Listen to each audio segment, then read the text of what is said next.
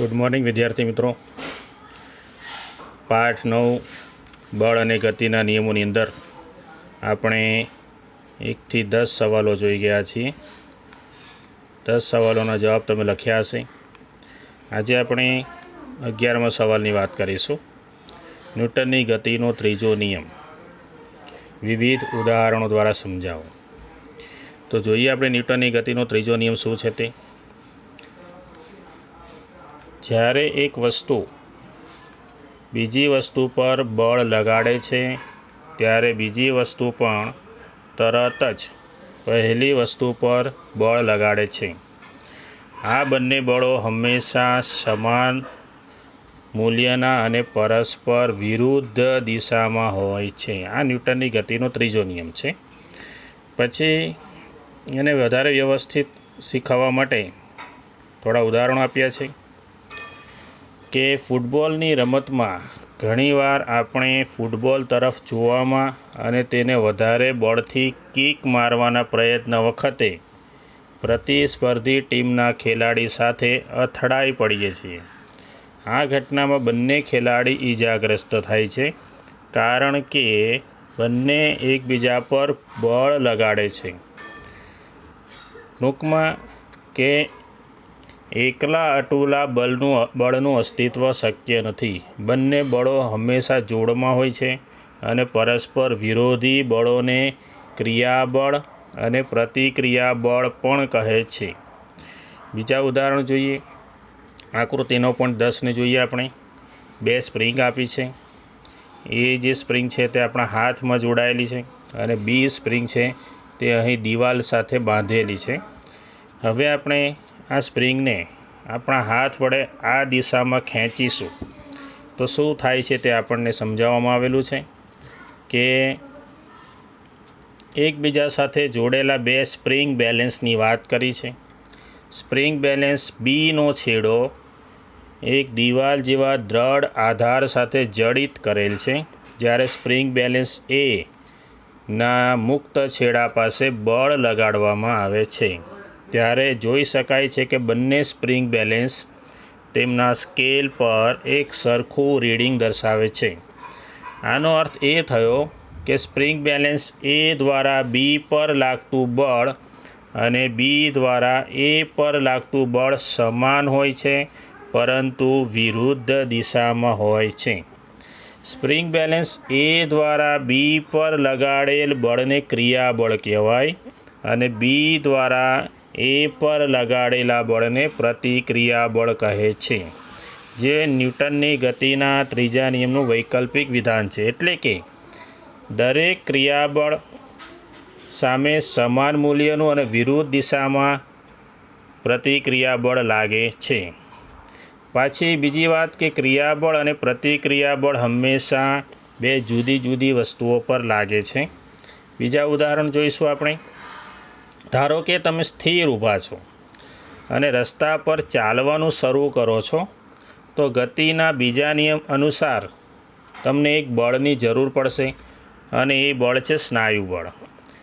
આ સ્નાયુબળ આપણે તે જ દિશામાં લગાડીએ છીએ જે દિશામાં આપણે આગળ વધવું હોય તો ના।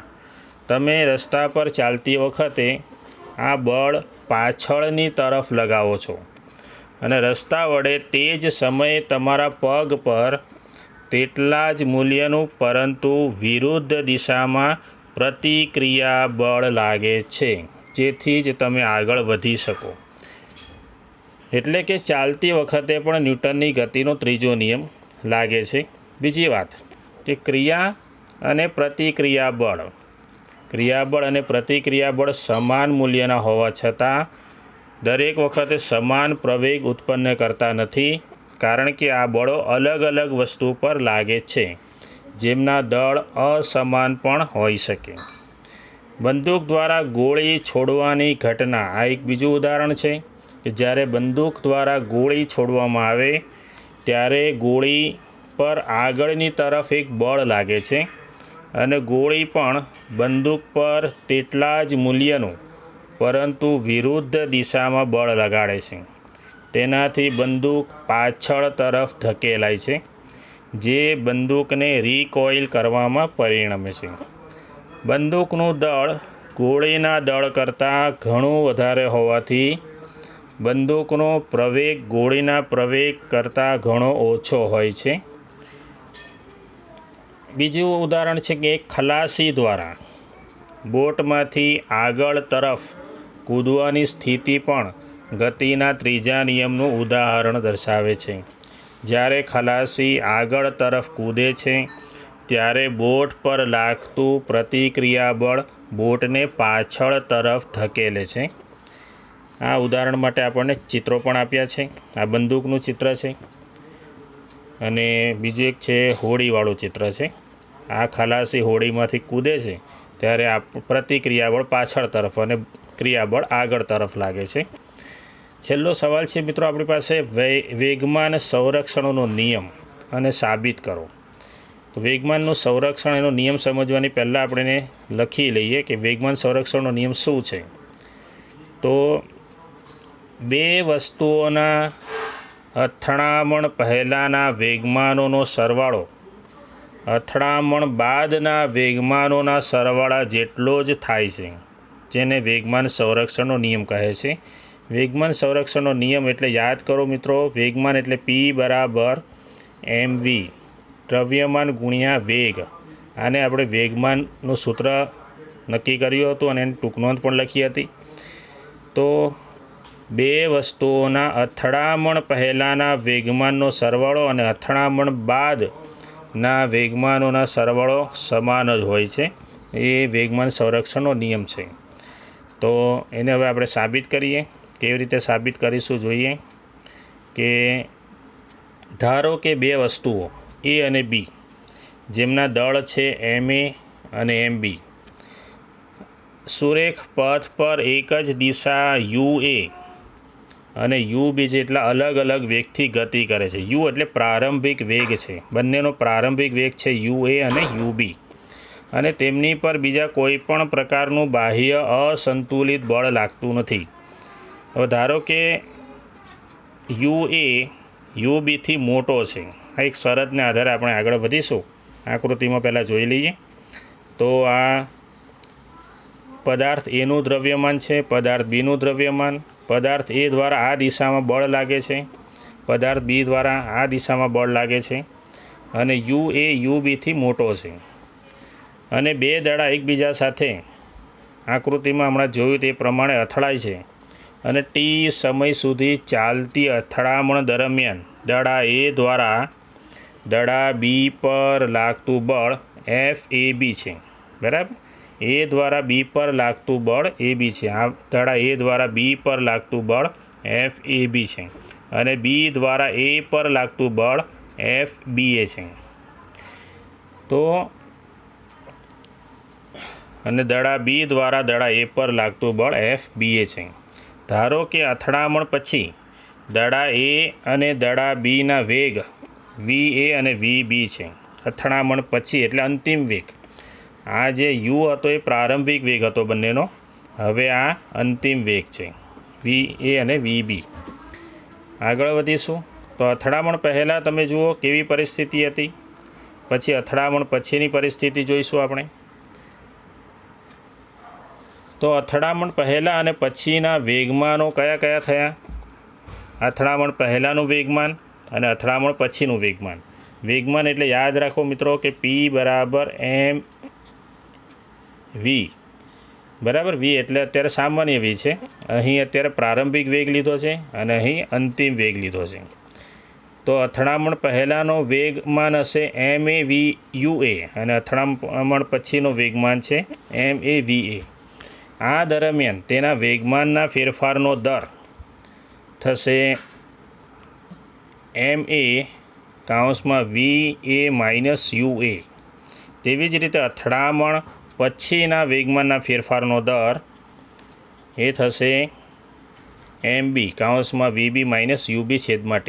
આ બે જે આપણી પાસે અથડામણના દર છે એના માટે આપણે અહીંયા જોઈએ કે ન્યૂટનની ગતિના ત્રીજા નિયમ અનુસાર આ FAB એટલે કે ક્રિયાબળ અને FBA એટલે પ્રતિક્રિયા બળ સમાન મૂલ્યના હોય છે, એટલે સમાન મૂલ્ય એટલે અહીં બરાબરની નિશાની છે, અને વિરુદ્ધ દિશામાં હોય એટલે અહીં માઇનસની નિશાની છે, બરાબર. તો આટલે સમાન અને માઇનસ કેમ આવે તે એ અહીં દર્શાવી દીધું છે આપણે, આ દર્શાવી દીધું. પછી આપણે FABનું વેગમાનનો તફાવત, FBAના વેગમાનનો તફાવત આપણે અહીં લખી દીધો, બંનેના છેદ ટી ઉડાડી દઈએ. પછી ગુણાકાર કરીશું, MA ને VA સાથે ગુણીએ, MA ને UA સાથે ગુણીશું તો માઇનસ, આને આની સાથે ગુણીશું તો માઇનસ, આને આની સાથે ગુણીશું તો પ્લસ. પછી પદોની અદલાબદલી કરીએ એટલે છેલ્લે આપણે અહીં પહોંચી જવાનું છે. આ બંને A વાળા ભેગા કરવાના, બંને B વાળા ભેગા કરવાના, આટલે બંને A વાળા ને આટલે બંને B વાળા. હવે શું થશે? અથવા તો આપણે એમ માની લો કે અહીં પ્રારંભિક વેગ U વાળા છે અને અહીં અંતિમ વેગ V વાળા છે. આમ અથડામણ પહેલાં દડા A અને Bનું કુલ વેગમાન આ દેખાય છે તમને, તે છે, અને અથડામણ બાદનું કુલ વેગમાન છે આ છે, તે તમને દેખાય છે અહીં. એ બંને કેવા થઈ ગયા? સમાન. એટલે આપણે જોઈ શકીએ છીએ કે જો દડાઓ પર કોઈ બાહ્ય બળ ન લાગતું હોય તો તેમનું કુલ વેગમાન બદલાતું નથી, એટલે કે એમની અંદર વેગમાનનું સંરક્ષણ થાય છે. અને એને પછી આપણે આવી રીતે લખી શકીએ કે આ વેગમાન સંરક્ષણનો નિયમ છે, આવી રીતે લખી શકાય, બરાબર. તો આ આપણો પાઠ અહીં પૂરો થાય છે મિત્રો. વેગમાન સંરક્ષણનો સવાલ આપણે લખ્યો છે, 2 સવાલના જવાબ તમારે લેસનમાં લખવાના છે. હવે આના પછી આપણે 10મો પાઠ શરૂ કરવાના છીએ. 10મો પાઠ છે આપણી પાસે ગુરુત્વાકર્ષણ. વાંચીને તૈયાર રાખજો. પાઠ 10 ગુરુત્વાકર્ષણ, આની વાતો કરીશું. ખૂબ જ સરસ મજાનો પાઠ છે, વાંચીને તૈયાર રહેજો. તો ત્યાં સુધી રજા આપજો. આવજો.